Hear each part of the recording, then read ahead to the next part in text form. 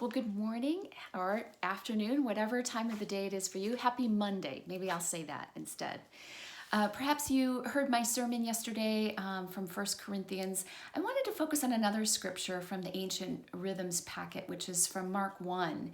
And it's the story of how Jesus goes to the synagogue and teaches with authority.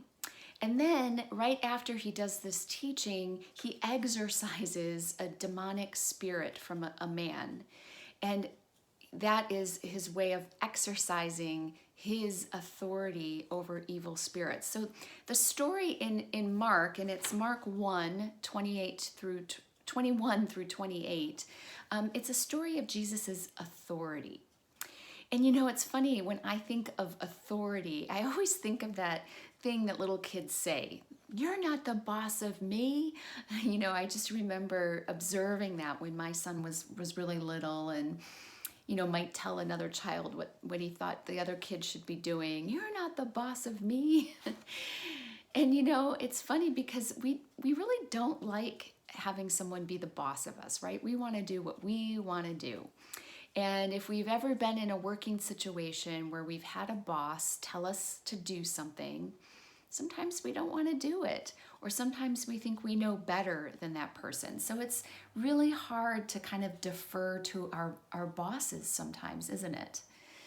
But you know, Jesus's authority isn't like a boss's authority. You know, Jesus won't fire us, he won't dock our pay, he won't demote us, he won't write us up. Jesus's authority is not coercive. You know, Jesus gives authority with love. And he gives authority in ways that build our life up, that show us how to live well. So we see this, if we really want to look for Jesus's authority in our lives, we turn to his words, to his teachings, just as he had been doing with these people in the synagogue. He was teaching them.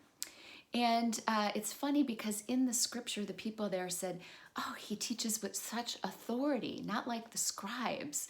You know, and it's funny because the scribes were the interpreters of Torah. They were authorities in the law. And so they did have a great deal of authority. But Jesus's authority came from God, God the Father, because Father and Son are one.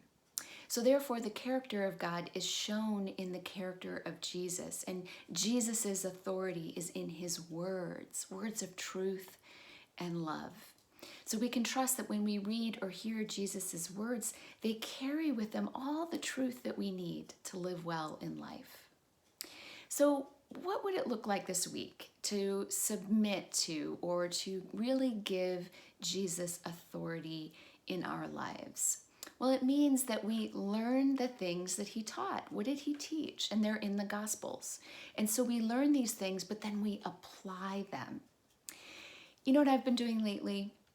I've been taking scripture, and lately I've been using Luke 6, 27 to 38. It's full of amazing lessons in there on how to live life well. And each day I pick a principle from the text and I apply it in my life. So today's was do unto others as you would have them do unto you. And that's become my principle that I enact throughout this day.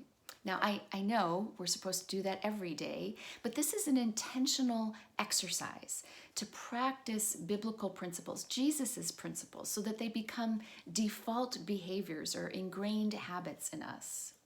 So I would invite you this week to let Jesus be your authority. Find some of his teachings, you know, look at the Sermon on the Mount and pick out a principle each day to put into practice.